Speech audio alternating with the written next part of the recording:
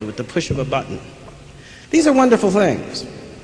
We also see the prospects in our researches into human biology and other things that we may, before too long, become master of greater territory with respect even to the function and makeup of our own bodies. Things that could offer cures to diseases and ways out in terms of our increasing disability in the face of old age. Wonderful prospects, not bad ones. Why we would want to sit here all preoccupied with gloom, I don't know, but I am not. I think in point of fact that vistas that are quite promising do open before humankind right now. But there is another side. A side that has been represented in the 20th century, of course, by things, some of which were obvious, like the shadow that nuclear weapons cast over the survival of the world, but some of them not so obvious in terms of the implications of that power that we are garnering to affect our own nature, to alter that substance which in the past was regarded as unalterable in the way that it came to us through our biology and from the hands of nature.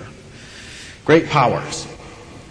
The thing that worries me, though, is not some catalog of individual problems we may face. The thing that worries me is what may be the greatest challenge of the era to come. The fact that our knowledge will continue to increase, but that there is a question mark behind the increase of moral wisdom and responsibility required in order to handle that knowledge without incredibly destructive effects. I think, in fact, that that's the great challenge of the era before us.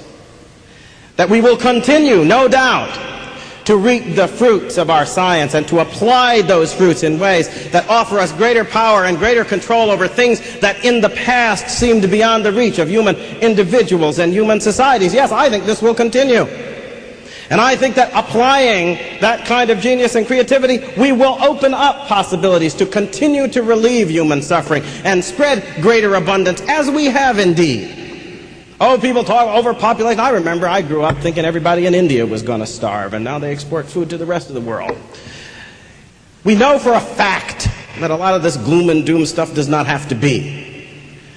That we, in fact, have proven to ourselves the ability to apply with some measure of creativity that intelligence which God gave us to the challenges that we face. And I think we'll continue to do it. But we are also opening the door to possibilities that put into our hands powers that were unimagined in the past. Over the human spirit, over the human emotions, over the human mind and psychology. Things that would allow us to create, not only in the world, but in ourselves, monstrosities of human oppression. And that could introduce into our midst new bases for bigotry and prejudice that we have not yet begun even to explore. How are we going to handle these things as the weight of that responsibility which comes with knowledge grows ever greater in our midst? How will we do it? See, that's where I believe the question of the relevance of religion and faith presents itself in our time. Cast about as we will, I see that the last few decades of our existence are more like proof that as we move along these paths where our scientific understanding offers us greater knowledge, it seems that the effect to a degree of that understanding on our moral confidence has been to undermine and to shatter the foundations of our belief in the principles that even allowed us to believe that moral judgments are possible, much less that we can make them in any given circumstance. That means to say that as the call on our moral judgment grows greater, our confidence in those things that provide the foundation of moral judgment grows ever weaker. Except, of course, that there is an antidote. An antidote that still seems resilient even in the midst of all our efforts to talk ourselves out of it. I've often wondered at this in a society that has over the course of some decades had an entertainment industry and a media and all kinds of other folks desperately trying in every possible way to convince us that only the unsophisticated would retain any sense of faith and due dependence on Almighty God. We yet live in a day when that sense of faith and due dependence on Almighty God grows, it does not decrease, it seems, in the breast of ordinary men and women in this country and around the world.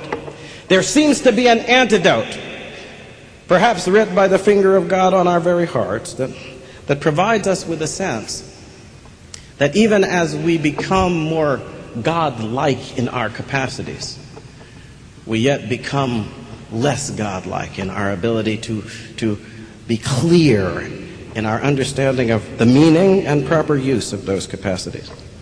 It is humbling.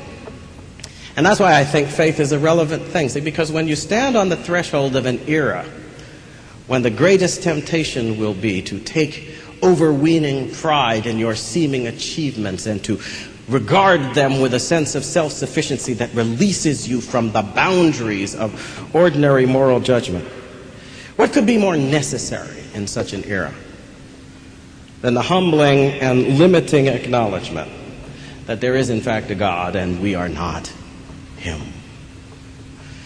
I think that essential element of religious faith and belief becomes ever more necessary to our existence and indeed to the survival of humanity in the course of the century to come. And it's not because we're going to be faced with terrible problems of people who are hungry and nations collapsing and chaos. I mean, meaning no offense to anybody, but I believe you could probably stand at the threshold of any century in human history, and being as how we could then have some foreknowledge, you would probably say, well, they faced these terrible difficulties. No.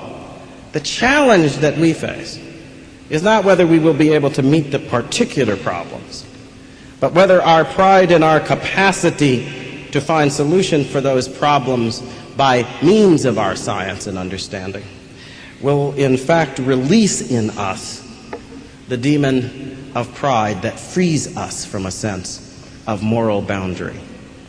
I believe that there is a lasting antidote to that possibility, and that it comes in the simple acknowledgement that however great our knowledge grows, it does not equal the knowledge of the one who put all things in their places.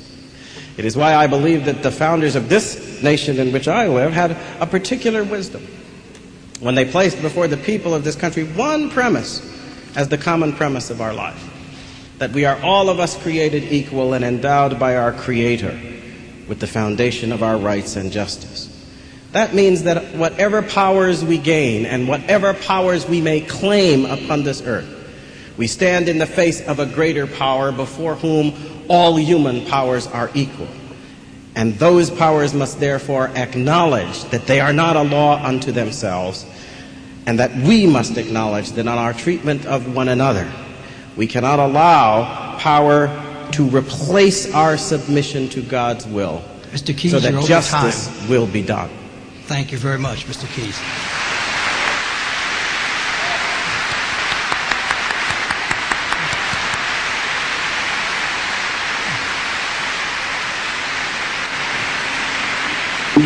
Professor Dershowitz, speaking in the negative. Thank you all very much for inviting me to this wonderful event tonight. I spent the whole day today preparing for this debate by carrying around a copy of the Bible. It made me feel like I'm in a different line of work. No, not preacher, presidential candidate. Because this presidential campaign has seemed to me as if it were a campaign for deacon or bishop